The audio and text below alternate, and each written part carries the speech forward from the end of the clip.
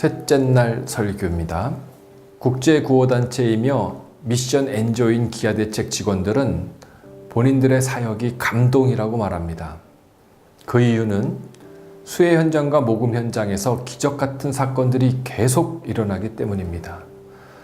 죽음에서 생명으로, 절망에서 희망으로, 그리고 또 다른 이들을 위하여 도움을 받던 사람들이 일어나 도움을 주는 사람이 되고, 빈곤으로 굶주리던 마을들이 스스로 자립하여 모두에게 희망의 모델이 되는 장면을 본다고 합니다.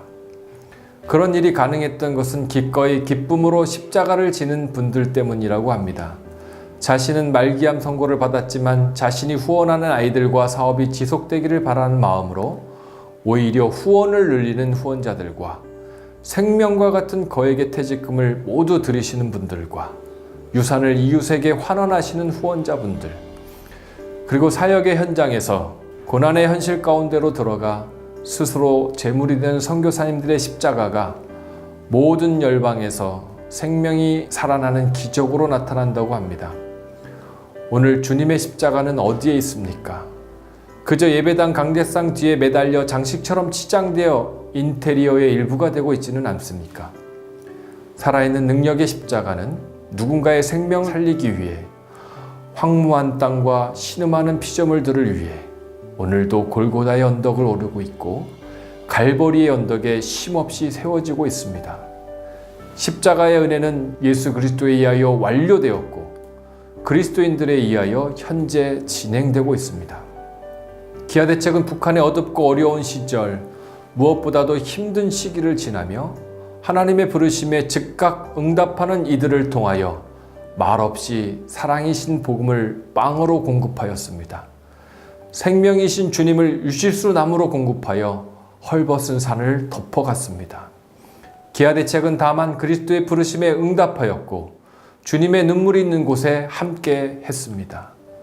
세상이 소란하고 제국의 권력이 시기에 따라 난무하여도 순수한 사랑의 복음을 전하는 이들은 변함없이 복된 소식으로 그 사랑을 세상에 흐르게 하고 있었습니다.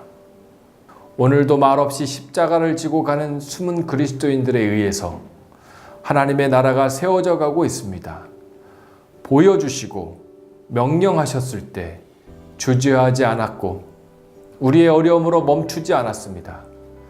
죽어가는 이들을 향한 주님의 준엄한 구원 명령과 그들을 살리라는 후원자들의 명령 앞에서 뱀처럼 지혜롭게 비둘기처럼 순수하게 길을 내고 문을 열었습니다.